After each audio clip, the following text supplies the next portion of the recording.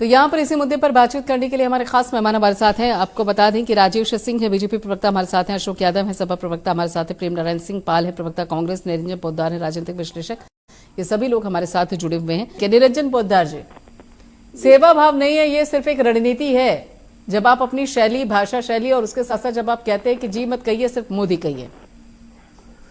देखिए प्रियंका जी, ऐसा है, हर आदमी का अपना अपना विचार है। जहाँ की रही भावना, जैसी प्रभु मूर्ख देखी तुम तैसी। अगर मैं बात करूं, देखिए सीधी बात आपको बोलता हूँ, अभी जो विद्वान प्रवक्ता बोल रहे थे, ये इनका अपना विचार है, लेकिन वास्तविकता क्या है? वास्तविक धरातल की बात करें, वास्तविकता ये है प्रियंका जी कि एक ही खेल के एक ही नियम से अगर एक व्यक्ति जीते तो वो गलत, दूसरा व्यक्ति जीते तो वो सही। क्योंकि इस देश में तो 16% के अंदर भी प्रधानमंत्री देखा है, इस देश में तो 6% वोटों में प्रधानमंत्री देखा है, इस देश ने तो 1.5% वोटों के अंदर भी प्रधानमंत्री देखा है। आई.के. गुजराल को कितने परसेंट वोट मिले थे? उनको कितने परसेंट वोट मिले थे?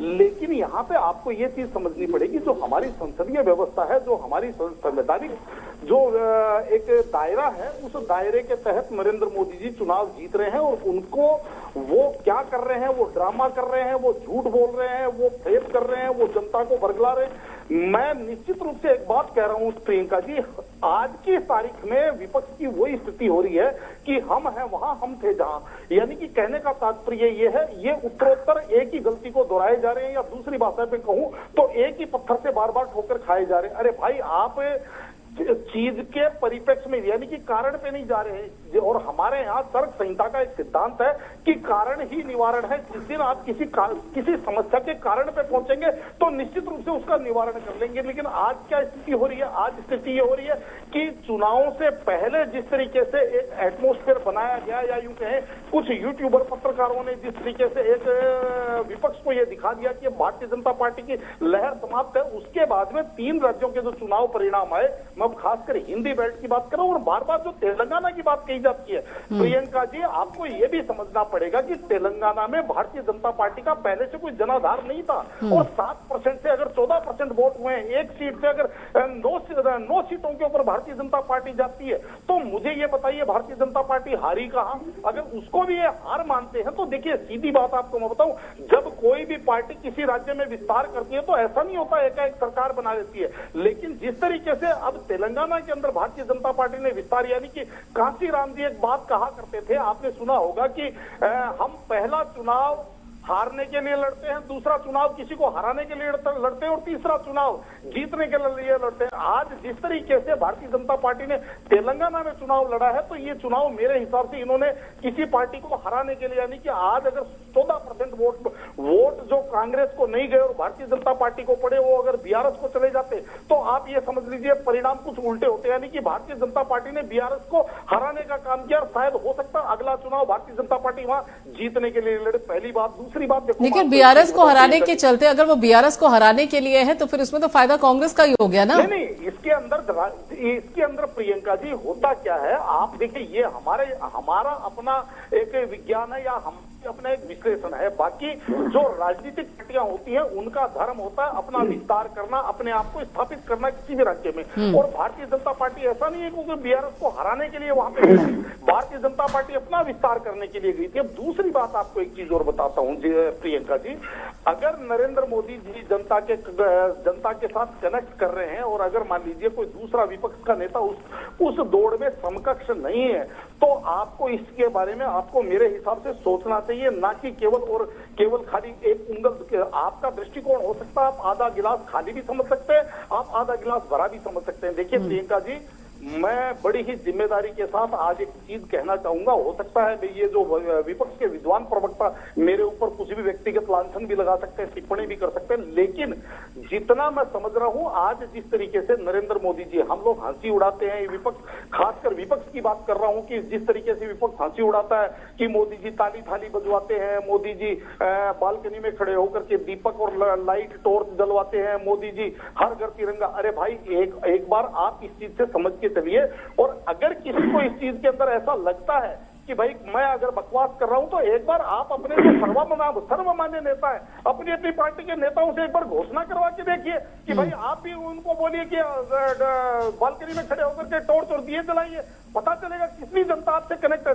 प्रियंका जी, आपको समझना पड़ेगा कि अगर प्रधानमंत्री जी की एक आवाज पे 4 करोड़ लोग गैस सब्सिडी छोड़ सकते हैं तो मतलब जनता में कहीं ना कहीं उनके प्रति एक सम्मान है, एक भरोसा है। और जिस तरीके से अभी नरेंद्र मोदी जी ने आज कहा है कि भाई आप मुझे जी मत लगाइए, आप मुझे मोदी ही रहने दीजिए। देखिए, निश्चित रूप से हमारे यहाँ कहा जाता है कि जब पेड़ जब फलों से लदता है तो वो झुकता है, और जो पेड़ आप ये मान के चलिए जो पेड़ फल नहीं देता वो पेड़ झुकने से मना करता है। तो कहीं ना कहीं आप ये मान के चलिए इसके अंदर मेरा तो ये मानना है, और आप इस चीज को भी समझ लीजिए प्रियंका जी कि जब तक विपक्ष केवल मोदी जी का कुर्ता खींचने में लगा रहेगा, यानी कि अपनी लकीर को बड़ी करने के बजाय उनकी लकीर मिटाने का प्रयास करता रहेगा, मेरे हिसाब से चुनाव परिणामों के अंदर आप देखिए सबसे बड़ी बात मुझे गौर इस चीज की आपत्ति है कि जब भी कोई जनता का जनादेश आता है तो किसी न किसी प्रकार से चाहे ईवीएम के ऊपर ठीकरा फोड़ करके, चाहे भ्रमित करने की बात करके, चाहे कि ये कहते हैं कि भाई आपने जनता को बेवकूफ बना दिया। मेरा मानना ये है कि जनता इस देश की मालिक है, मालिक कोई विपक्षी या कोई पक्ष या कोई नेता मालिक नहीं है, और जनता ने जो जनादेश दिया वो सिरोधार्य होना चाहिए। और जनता के जनादेश के ऊपर अगर किसी भी प्रकार की ऐरी गहरी टिप्पणी होती है तो मेरा ये मानना है कि वो जनता के जनादेश का अपमान है, और ये मेरे हिसाब से लोकतंत्र के अंदर सबसे निंदनीय और सबसे आपत्तिजनक स्थिति है। ठीक है, चलिए आपकी बात आ गई, बता रहा हूँ। ठीक है, निरंजन पोद्दार जी। देखिए प्रियंका जी, मैं राजनीतिक व्यक्ति नहीं हूँ और आप लोग राजनीतिक व्यक्ति हैं, आप किसी चीज के ऊपर भी टीका टिप्पणी कर सकते हैं, लेकिन जब आप व्यक्तिगत रूप से अगर मेरा नाम लेकर के बात करेंगे तो मुझे जवाब देना अनिवार्य है। पहली बात। दूसरी बात प्रियंका जी, अभी जो ये कह रहे थे कि कितने लोगों की गैस सब्सिडी खारिज कर दी गई, तो आपको पहले जानकारी होनी चाहिए।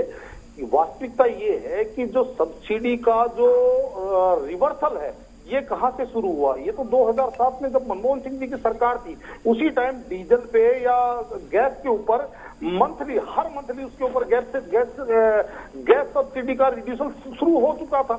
यानी कि कहने का तात्पर्य ये है कि उसी प्रक्रिया को केंद्र सरकार ने आगे बढ़ाया, पहली बात।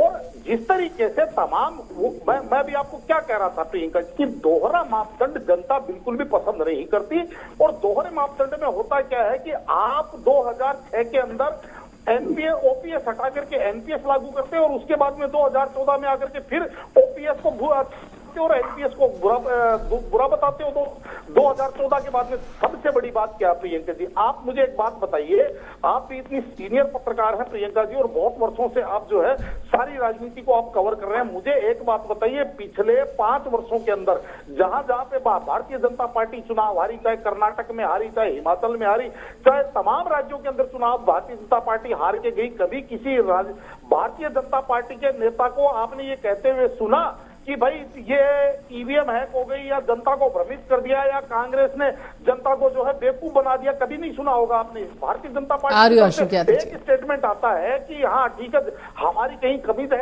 रह गई, जनता ने हमें अस्वीकार कर दिया। लेकिन दूसरी तरफ अभी देखिए कंफ्यूजन कितना है कि कल परसों दिग्विजय सिंह जी और कमलनाथ जी एक स्वर में कह रहे हैं कि मध्य प्रदेश के अंदर ईवीएम के अंदर खेला हो गया, यानी कि वो ईवीएम की तरफ इशारा कर रहे थे।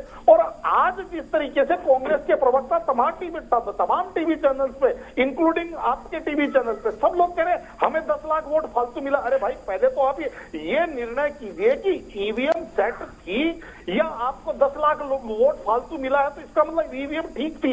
अब कहने का तात्पर्य ये है प्रियंका जी, जब जनता ने जो जनादेश दिया और उसके बाद में अगर उस जनादेश का अपमान किसी भी चीज को कहकर के कहा जाता है, ये कहते हैं कि अब भारतीय जनता पार्टी धार्मिक उन्माद फैलाती है। मुझे एक बात बताइए प्रियंका जी, राजस्थान में एक ही प्रकार की 2 घटनाएं घटती है। मैं बात कर रहा हूं रोड रेज की घटना, और दोनों घटनाओं में सेम प्रकार की समझ लीजिए दुर्भाग्यपूर्ण परिस्थिति बनती है कि 2 मौतें होती हैं। आज वाली जो घटना घटी उसको 50 लाख रुपए नगद, उसके परिवार में एक बंदे को नौकरी और तमाम सारी सरकारी सुविधाएं, और कल जो घटी उसको केवल सांत्वना। कारण क्या था? कारण ये था कि पहले वाला अल्पसंख्यक समाज से था और जो कल घटना घटी वो बहुसंख्यक समाज वास्तविक समाज के साथ। तो देखिए प्रियंका जी, ये तो मैंने आपको छोटा सा एग्जांपल बताया। तो जनता के अंदर जब ये ऐसी चीजें एक ही प्रकार के दो मामलों में जब विभेद होगा तो जनता के मन में निश्चित रूप से पोलराइजेशन होगा। अब इसके अंदर आप दोष ये मरते रहिए कि भारतीय जनता पार्टी ऐसे मुद्दे उठाती क्यों है। अरे भाई, राजनीति करने के लिए जब आए हैं, जो चीज आपको मुफीद लगती है, आपको जब लगता है कि जातिगत जनगणना, अब आप एक चीज देखिए कि जो कांग्रेस को हम नेहरू जी से लेकर के इंदिरा जी और राजीव गांधी जी तक जिस कांग्रेस को हम ये सुनते हुए बड़े हुए हैं कि कांग्रेस ना जात पे ना पात पे मोहर लगेगी हाथ पे, कांग्रेस कहती थी कि जातिवाद हिंदुस्तान के अंदर जहर समान है, उन्हीं कांग्रेस के जो वर्तमान नेता है वो ये कहते हैं कि जिसकी जितनी भागीदारी उसकी उतनी हिस्सेदारी। कहने का तात्पर्य ये है कि जब कांग्रेस ने जब लोगों का कहा था कि हम दो हमारे दो, तो क्या कांग्रेस ने उस टाइम उन लोगों के साथ छल किया था। यानी कि कहने का तात्पर्य ये है कि राजनीति के अंदर किस चीज से आपको विजय मिलेगी, किस चीज से आपको पराजय मिलेगी, ये तमाम राजनीतिक पार्टियां इस चीज के ऊपर मेरे हिसाब से प्रयास करती हैं। लेकिन प्रियंका जी, निश्चित रूप से आप मेरे हिसाब से, हमारे यहाँ कबीर जी ने कहा कि निंदक नियर राखिए आंगन बिन पानी बिन तेल के निर्मल प्रेस हुआ। अगर कोई व्यक्ति अगर आपको ये कहता है कि आप अपने आईने को, वो हमारे यहाँ एक जो छोटा सा शेर है कि देखिए यही गलती मैं पूरी जिंदगी करता रहा, धूल माथे पे थी और आईना साफ करता रहा। चलिए ठीक है, आपकी बात आगे। निरंजन पोद्दार जी, समय मेरे पास कम है, थोड़ा सा संक्षिप्त में जल्दी से टिप्पणी कीजिए। ऐसा है प्रियंका जी, सबसे बड़ी विडंबना क्या है? सबसे बड़ी विडंबना ये है कि अगर हम ये चाहें कि हम कुछ ना करें, हम अपने में कोई सुधार ना करें। प्रियंका जी, मेरी आवाज आ रही है? जी निरंजन जी, रुकिएगा जरा। प्रेम नारायण जी, हाँ, हम अपने में कोई सुधार ना करें, हम अपने आप के अंदर जो कमियां हैं उनको ठीक ना करें और सामने वाले से हम अपेक्षा करें कि वो खाली हमारी जय जयकार करे। और दूसरी सबसे बड़ी बात क्या है, आज आपके टेलीविजन चैनल में एक चीज और बता के जा रहा हूँ प्रियंका जी, कि यही लोग जो ये कहते हैं कि विश्लेषक और पत्रकार और यही लोग जब अभिसार शर्मा, पुण्य प्रसून वाजपेयी, राजदीप सरदेसाई, जब अजीत अंजुम जैसे पत्रकार जब एक तरफा बात करते हैं, एक तरफा, जिसको कहते हैं स्पष्ट रूप से, जब वो यहाँ मौजूद नहीं है इसलिए उनका नाम नहीं ले सकते हम उनका नाम नहीं ले सकते। चलिए ठीक है, बहुत बहुत शुक्रिया राजेश जी, अशोक जी, प्रेम नारायण सिंह जी और निरंजन पोद्दार जी, आप सभी लोगों का जुड़ने के लिए, इस चर्चा में अपना वक्त देने के लिए।